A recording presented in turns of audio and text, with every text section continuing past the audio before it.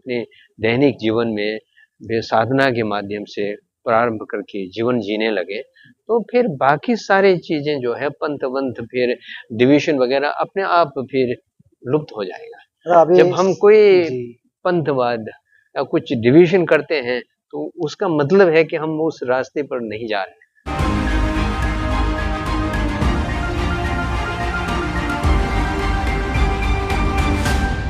आप एक बौद्ध भिक्षु हैं, तो बौद्ध होने के नाते अब भारत में बौद्धों की जो विरासत है, बौद्ध दर्शन की जो विरासत है, तो उन भारतीयों को उसको संरक्षित करने के लिए किस प्रकार से कदम उठाने चाहिए, क्या करने चाहिए?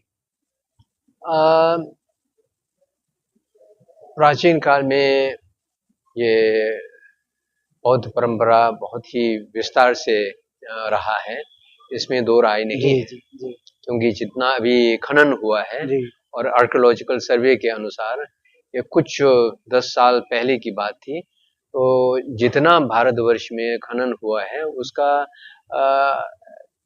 85% बौद्ध मॉन्यूमेंट्स है ये बताया जाता है। और फिर अभी भी जितना ये एक्सकेवेशन हुआ है जी उससे अधिक एक्सकेवेशन होना है। जी तो इस तरह से देखा जाए वो तो एक जितना के भौगोलिक दृष्टि से या अवशेष है उसके आधार पर है।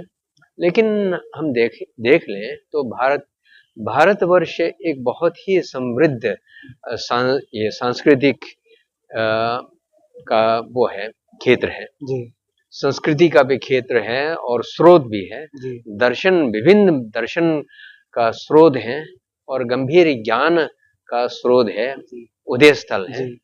तो ज्ञान के दृष्टि से भारतवर्ष को देखा जाए तो बहुत ही समृद्ध और विशाल और फिर उच्च स्तर के हैं। और इसी दर्शन और फिर सिद्धांत और ये इसके बहुत ही समृद्ध उद्यान में बहुत सारे दर्शन जैसे मैंने कहा का उदय हुआ है। उसमें एक विशेष वो है कि मैं ऐसे कहा करता हूं कि अन्य किसी दूसरे ये दुनिया की किसी और देश में ऐसा नहीं हुआ है जिस तरह भारतवर्ष में हुआ है। ये विभिन्न दर्शन परंपरा में और विभिन्न ज्ञान परंपराओं में, सिद्धांत परंपराओं में आपस में बहुत ही एक समृद्ध आदान प्रदान हुआ है और इंटरेक्शन हुआ है।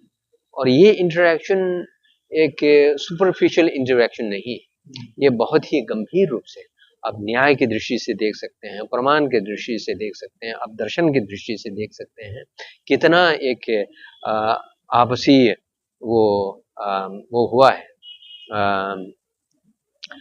संवाद हुआ है।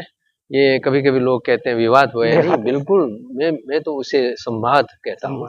बहुत ही वास्तव में ज्ञान परंपरा, हाँ आलोचना करते हैं लेकिन आलोचना तथ्यात्मक है और फिर तत्व के खोज में जाकर के कोई दूसरा अपना विचार रखते हैं तो उस विचार के प्रति और उस कथन के प्रति अपना ये वो है कुछ और दृष्टि है तो उसको रख करके फिर युक्तियां प्रस्तुत करते हैं।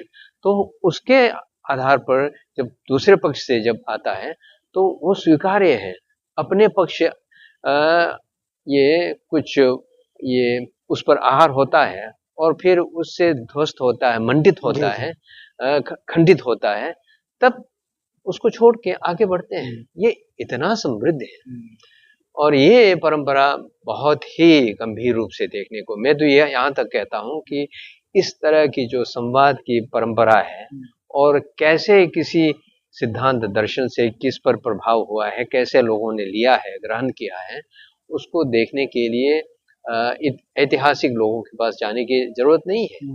दर्शन के ग्रंथों को देखिए, उसी से पता चलेगा। तो इस तरह की एक बहुत ही समृद्ध ये दर्शन और वो है कि सिद्धांत के ये स्थल है, उदय का स्थल देश है। तो इसमें बौद्ध धर्म और दर्शन ने बहुत ही इस पर भूमिका निभाया है। ये दूसरे दर्शन के साथ आपस में फिर आदान प्रदान और संवाद में होकर के जो प्रभाव दूसरों में देखने को मिलता है वो ग्रहण भी किए हैं, लेकिन दूसरों में देखने को मिलता है वो फिर बहुत ही एक वो है समृद्ध भी है, महत्वपूर्ण भी है। तो बौद्धों को ज्ञान प्राप्ति के लिए और ज्ञान परंपरा है और शिक्षा की जो परंपरा है उसको ग्रहण करना अत्यंत आवश्यक है। और तथागत बुद्ध की त्रिशिक्षा, समाधिशील शिक्षा क्या होना चाहिए, अपने जीवन में क्या लाना चाहिए, और ये फिर समाधि शिक्षा को लेकर के अपने जीवन में क्या परिवर्तन करना चाहिए, कैसे ग्रहण करना चाहिए, और प्रज्ञा शिक्षा को लेकर के हमें क्या फिर अध्ययन करना चाहिए, ये सारी चीजें जो है फिर ये पहले श्रुतिमय ज्ञान, फिर चिंतामय ज्ञान, और फिर ये भावनामय ज्ञान, इन तीन ये स्तर पर ज्ञान प्राप्त करना चाहिए और हृदयंगम करना चाहिए। तो ये किस तरह से किया जा सकता है उसको अच्छी तरह जानने के लिए और फिर प्रयास होना चाहिए। वो जान करके केवल ज्ञान तक ही, श्रुतिमय तक ही ना छोड़ करके इस पर चिंतन होना चाहिए। चिंतन यथावत हो करके जब एक निश्चय प्राप्त होता है तब जा करके हम भावनामय ज्ञान में फिर प्राप्त करने के लिए भावना करनी चाहिए, तब जा करके भावना करके फिर ये ज्ञान प्राप्त हो सकता है। ये सारे परंपरा बहुत ही समृद्ध, गंभीर और सूक्ष्म होता है। तो इसे वास्तव में अगर बौद्ध परंपरा को ग्रहण करना है तो इन सारी चीजों को ग्रहण करना चाहिए, ये मैं समझता हूँ कि और फिर तब जा करके अपने जीवन में शांति प्राप्त हो सकता है, मौलिक परिवर्तन आ सकता है और समाज में भी एक सुख शांति और फिर मौलिक परिवर्तन आ सकता है। ये मैं समझता हूँ कि इस पर ध्यान देना चाहिए। अगला जो प्रश्न है वो मेरा भारतीय समाज में जो बौद्ध धर्म की एक संगठन को लेकर के है। जैसे कि मैं संकिसा से हूँ, तो संकिसा के आसपास जो जिले हैं वहाँ पर ज्यादातर लोग जैसे साक्य, कुशवा, सैनी, मौर्य इनका बाहुल्य है। तो फिर जो उन लोगों की मान्यता है तो भगवान बुद्ध को इस रूप से देखते हैं या उसमें आते हैं कि ये तो मेरे पूर्वज थे, हमारे वंश के थे।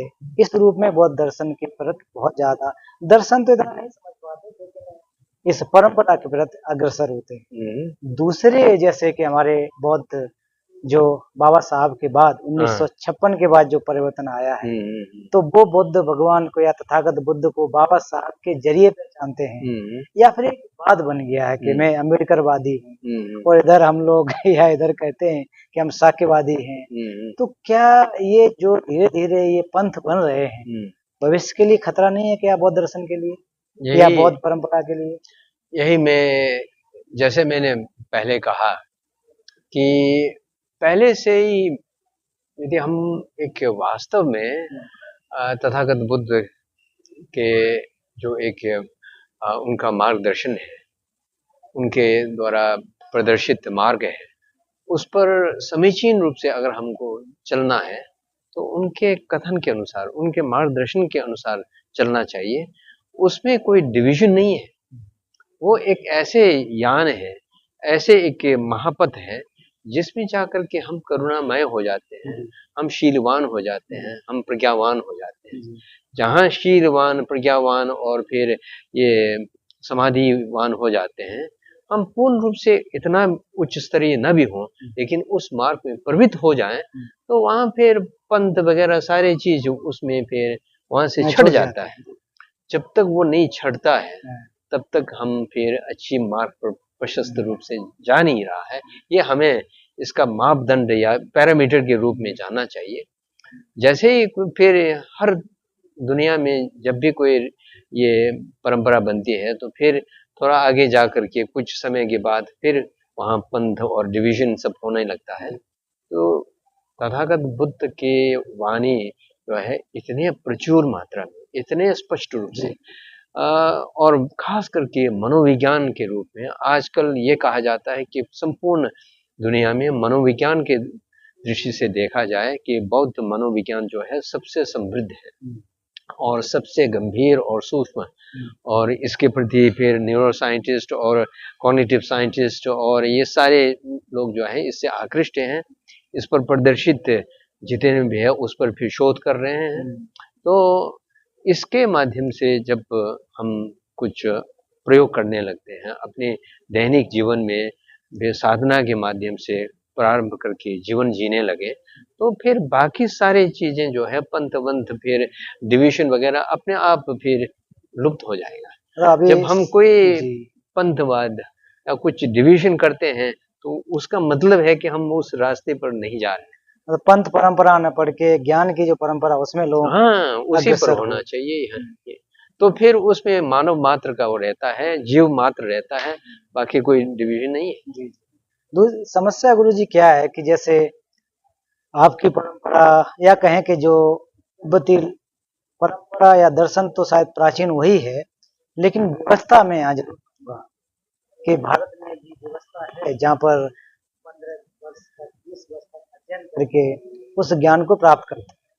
अब भारत के लोग किसी यूनिवर्सिटी में अगर जाते हैं तो डिपार्टमेंट में एडमिशन लेने के बाद 2-3 साल पढ़ाई करने के बाद सर्टिफिकेट तो मिल जाता है कि बौद्ध दर्शन में अध्ययन कर लिया है, बौद्ध दर्शन में फिलॉसफी या पीएचडी कर लिए, लेकिन वो गंभीर ज्ञान नहीं मिल पाता है जो कि लंबे समय तक शास्त्रार्थ करके अध्ययन करते गुरु के साथ मिलकर के उनके चरणों में बैठ के जो परंपरा है, तो शायद इस वजह से लग रहा है कि हम लोग पीछे हैं या नहीं सीख पा रहे हैं। क्या ये मैं कहीं गलत तो नहीं कह रहा हूँ क्या? हाँ, देखिए अब जैसे मैंने पहले भी कहा कि बहुत ही गंभीर है ज्ञान परंपरा और दर्शन और प्रमाण और फिर एक साधना परंपरा, ये सारी चीजें बहुत ही गंभीर हैं। अब 15, 20, 25, 30 साल तक ये अध्ययन किया जाता है, तब जा कर के फिर उसे एक सर्वोच्च उपाधि दी जाती है। जो तिब्बती परंपरा है वो नालंदा, विक्रमशीला, तक्षशिला आदि से साक्षात तिब्बत में गया हुआ है। इस पर तो वो एक अलग विषय है, बहुत ही विस्तार वो है, विस्तृत विषय है। लेकिन आजकल यूनिवर्सिटीज में पढ़ते हैं तो इसमें ठीक है, यूनिवर्सिटी में कुछ अच्छे वो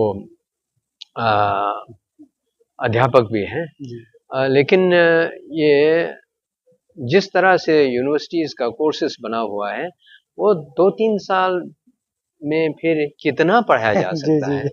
उसमें जैसे एक नमूना के रूप में कुछ पढ़ाया जाता है और विषय की गंभीरता से उसमें प्रवेश नहीं हो पाता है। तो उसके बाद डिग्री प्राप्त होने के बाद भी ज्ञान भी एक नमूना मात्र रह जाता है, उसमें तह तक जा करके नहीं कर पाते हैं। लेकिन कुछ लोग वहां जाने के बाद फिर अध्ययन करते हैं, फिर अध्ययन करते हैं, फिर शोध करने के बाद भी शोध भी करते हैं, तो एक विषय पर करते हैं तो उसी क्षेत्र में, और वो भी कितना कर सकते हैं, ये एक अपने आप में एक प्रश्नीय वो है, विषय है। तो फिर भी अच्छी बात है कि कुछ तो अध्ययन करते हैं।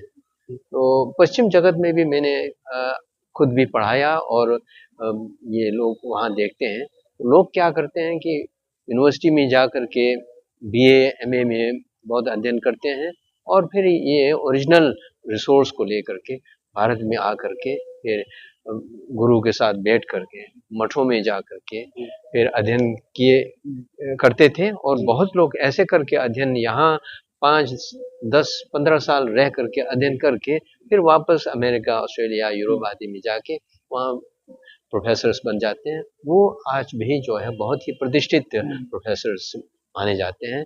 ज्ञान की दृष्टि से भी फिर वो पूरी तरह से गुरु के चरण में बैठ करके अध्ययन किया हुआ है, तो एक तरह से पूर्ण अध्ययन हुए हैं। तो मुझे लगता है कि ये अध्ययन अधूरा नहीं करना चाहिए और अध्ययन फिर जितना हो सके एक तह तक जा करके फिर अध्ययन करने का प्रयास होना चाहिए। जो हमारे युवा हैं खास करके आज के समय में जो टेक्नोलॉजी के प्रति बहुत ज़्यादा मोहित हैं, उसमें लगे हैं। जब ध्यान या फिर दर्शन की अगर बात करें तो कहते हैं ये सब पुरानी बातें हैं, इसका हमें आवश्यकता नहीं है। बहुत सारे मैं लोगों से मिलता हूं। तो ऐसे युवा युवतियों के लिए आपका क्या सुझाव है? दूसरा, जैसे कि मैं उदाहरण देना चाहूंगा कि मैं इस परंपरा में आज 18-20 वर्ष हो चुके हैं, तो कुछ और भी युवा लोगों को बुलाया, सुनने के लिए बुलाए, तो कहा कि ये तो लंबा रास्ता है, इससे 15-20 वर्ष तक तो हम लोग नहीं टिक सकते हैं, इससे मिलेगा क्या?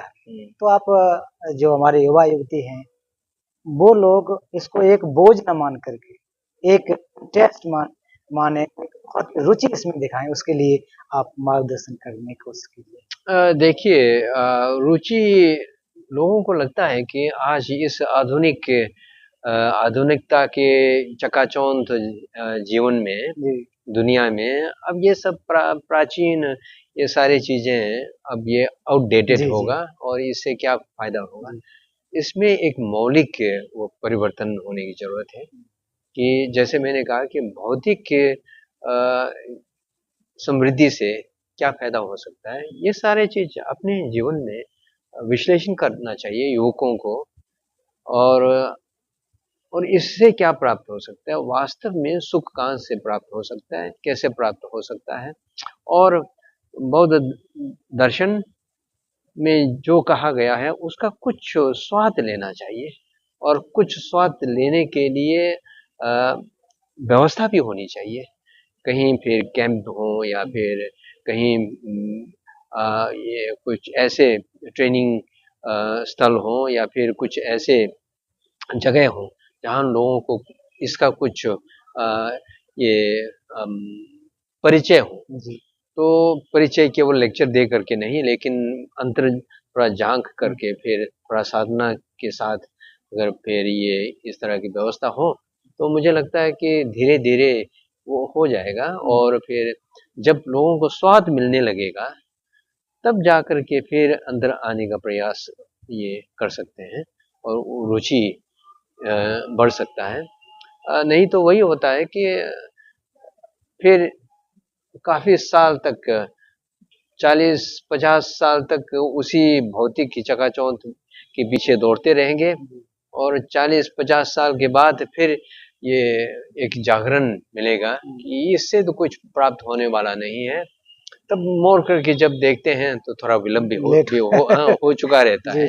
इससे अच्छा है कि अभी से सुख शांति कहाँ से मिलता है, और आज के बहुत ही एक तीव्र स्पर्धा वाली जो दुनिया है, इसमें शांतिपूर्वक कैसे हम जी सकते हैं।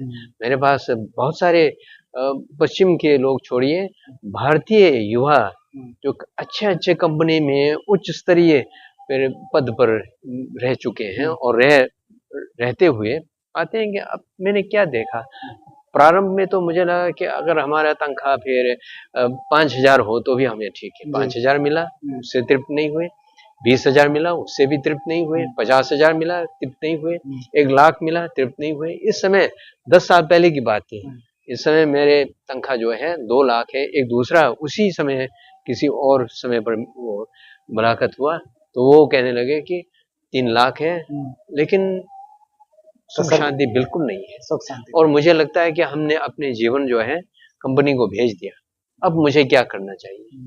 तो ऐसी परिस्थिति में फिर वास्तव में अपने मन में शांति लाने के लिए यही सबसे बेहतरीन है, अनुकंपा, सहनशीलता, और फिर शांति, और फिर करुणा, यही सारी चीजें जो है प्रैक्टिस करेंगे, जीवन में लाने का प्रयास करेंगे, तब जाकर के वास्तव में इसका मूल्य समझ में आने लगेगा। तो लेकिन ये पूर्ण रूप से इन युवा और युवतियों की वो नहीं है, उन लोगों का दोष नहीं है, कुछ संगठन के द्वारा उनके सामने, हमारी शिक्षा व्यवस्था भी ऐसे नहीं है, हमारे संगठनों के द्वारा जैसे कहीं भी हो ऐसे एक अवसर होना चाहिए, व्यवस्था होनी चाहिए कि लोग आकर के फिर उसमें बैठे, समझें, और ऐसी व्यवस्था होनी चाहिए। उनके पूरी तरह से उनका दोष भी नहीं है।